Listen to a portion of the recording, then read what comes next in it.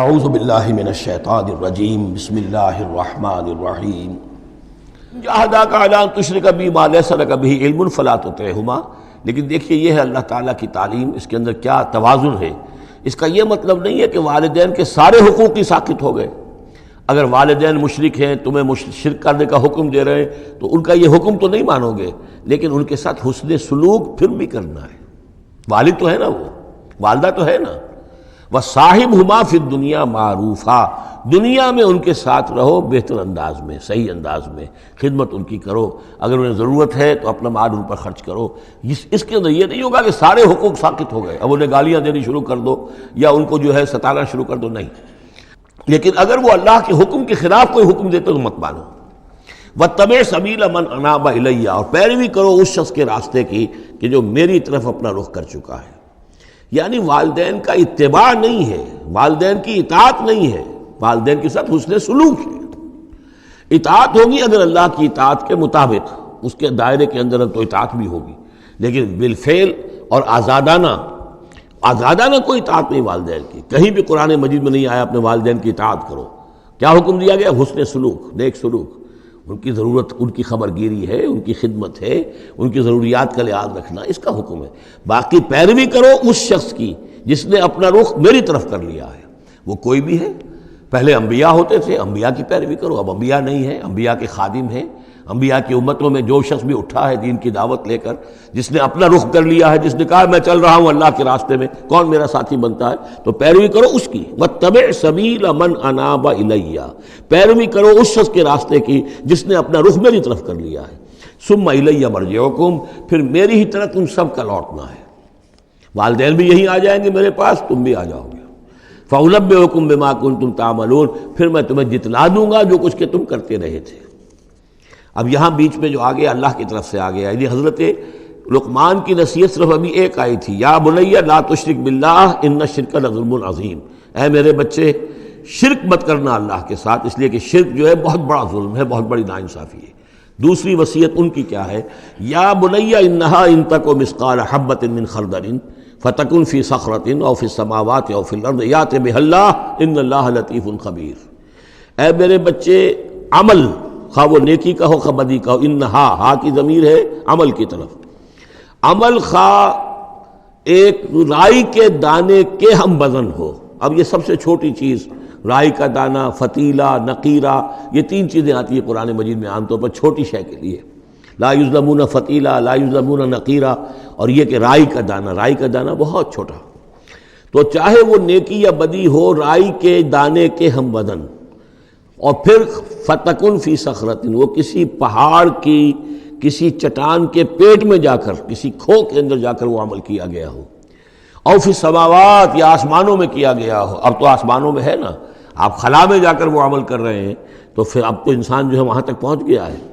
او فی الارض، یا زمین کے پیٹ میں گھس کر کیا گیا ہو، یأت بہ اللہ، اللہ اسے لے آئے گا۔ یعنی انسانی اعمال، انسان اشرف المخلوقات ہے، اور انسانی اعمال ایسی گھٹیا چیز نہیں ہے کہ ایسے ضائع کر دے اللہ، چاہے وہ نیکی ہے چاہے بدی۔ فَمَن يَعْمَلْ مِثْقَالَ ذَرَّةٍ خَيْرًا يَرَهُ وَمَن يَعْمَلْ مِثْقَالَ ذَرَّةٍ شَرًّا يَرَهُ، لیکن عمل ضائع نہیں ہوگا، چاہے وہ رائی کے دانے کے برابر ہو، پھر چاہے وہ کسی چٹان میں گھس کر کیا گیا ہو، کسی پہاڑ کی کھو میں کیا گیا ہو، چاہے وہ خلا اور فضا کی پہنائیوں میں کیا گیا ہو، چاہے وہ زمین کے اندر سرنگ کھود کر کیا گیا ہو، یأت بہ اللہ ان اللہ لطیف خبیر، یقیناً اللہ تعالیٰ باریک بین ہے، باخبر ہے۔ اب دو چیزیں آ گئیں، اللہ کے ساتھ شرک نہیں، اور اعمال کے بارے میں دیکھ لو، نیکی اور بدی کے نتائج نکل کر رہیں گے۔ اس سے آگے بعث بعد الموت کا یہاں تذکرہ نہیں ہے، اس سے بعد جنت اور دوزخ کا، اس لیے کہ یہ چیزیں معلوم ہوتی ہیں پھر نبی کے بتانے سے۔ اصولی طور پر جو چیز حکمت سے انسان جہاں تک پہنچ سکتا ہے وہ دو ہے، ایک خالق اور اس کے ساتھ شرک نہ ہو، اور نمبر دو اس اعمال انسانی ان کا ضرور بدلہ ملے گا۔ اب اس کے بعد تیسری بات، یا بنی اقم الصلاۃ، نماز قائم رکھ، یعنی جس اللہ کو تم نے پہچان لیا ہے، اب محض ایک مرتبہ پہچان لینا کافی نہیں ہوگا، اسے یاد رکھنا ضروری ہے، ورنہ شیطان تمہیں ورغلائے گا، تمہیں ادھر ادھر سے جو ہے تمہارا نفس تمہیں غلط راستے پر ڈال دے گا، جب تک کہ یہ ایمان باللہ مستحضر نہ رہے ذہن کے اندر۔ اور ایمان باللہ کو مستحضر رکھنے کے لیے ذکر ہے جو ہم پڑھ چکے ہیں، اتل ما اوحی الیک من الکتاب واقم الصلاۃ، ان الصلاۃ تنہی عن الفحشاء والمنکر. لہذا اب نماز کون سی تھی وہ ہم نہیں جانتے، لیکن کوئی ذریعہ ایسا ہونا چاہیے کہ تم اللہ کو یاد کیا کرو.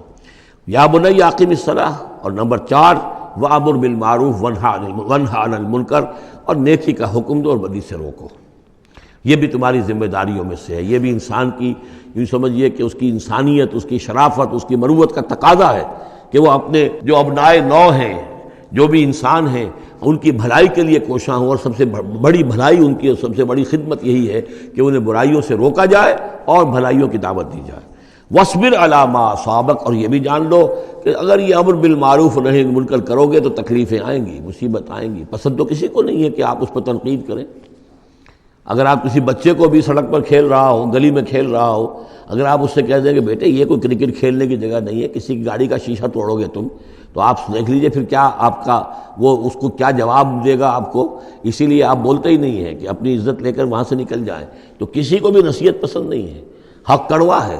لہذا آپ اگر حق کہنا ہے اور نصیحت کرنی ہے تو پھر تیار رہو کہ وہ ممکن ہے تمہیں پلٹ کر گالی دے دے، وہ کہے کہ تم پہلے ذرا اپنے دامن کو دیکھو تمہارے کتنے دھبے ہیں. اب جو بھی ہو برداشت کرو. اور اگر کوئی بڑی بات ہے، اگر فرعون کے سامنے جا کر حق کہو گے تو وہ تو کہے گا کہ میں تمہیں جیل میں ڈالوں گا. تو اس طریقے سے یہ وَاصْبِرْ عَلَىٰ مَا أَصَابَكَ، پھر جو شے بھی تم پر آئے اس پر صبر کرو. إِنَّ ذَلِكَ مِنْ عَزْمِ الْأُمُورِ، یقیناً یہ چیزیں ہیں جو بڑی ہمت کے کاموں میں سے.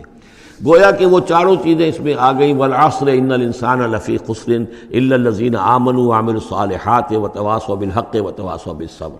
یہاں اصطلاحات ذرا علیحدہ ہو گئی، تواسی کی بجائے امر بالمعروف نہی عن المنکر آ گیا. صبر جو کا تو ہے، باقی ایمان اور وہ تمام چیزیں اعمال صالحہ میں سے نماز آ گئی، والدین کے ساتھ حسن سلوک آ گیا.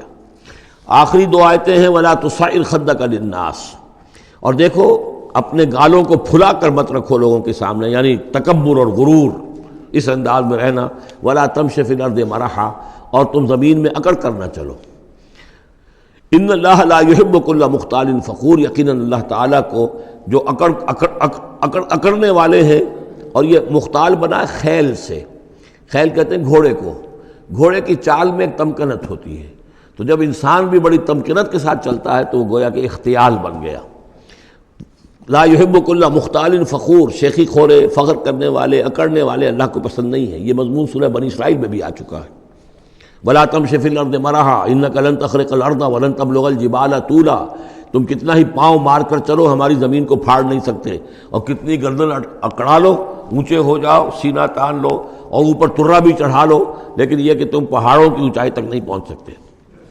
آخری بات فرمائی وَاقْصِدْ فِي مَشْيِكَ، اپنی چال میں میانہ روی اختیار کرو. یہ میانہ روی ہر اعتبار سے، چال میں بھی، خرچ میں بھی. والذین اذا انفقوا لم یسرفوا ولم یقتروا وکان بین ذلک قواما. یہ ایک میچور شخصیت کا کہ اس کے اندر ہر اعتبار سے معلوم و توازن ہو، انتہا پسندی کسی بھی اعتبار سے نہ ہو. واقصد فی مشیک واغضض من صوتک، اور اپنی آواز کو پست رکھو. اس کا مطلب کیا ہے کہ کہیں کوئی آرگومنٹ ہے، کہ جھگڑا ہو گیا ہے تو آواز کو بلند کرنے کی کوشش نہ کرو، بات اپنی کرو. عام طور پر یہ ہوتا ہے کہ جب آدمی دیکھتا ہے کہ میری دلیل تو کمزور پڑ گئی تو پھر وہ اپنی آواز کی والیوم بڑھا کر کوشش کرتا ہے کہ کمپنسیٹ کرے کہ دلیل عقلی اعتبار سے تو کمزور ہے لیکن میری آواز جو ہے وہ اس کے اندر وزن پیدا کر دے.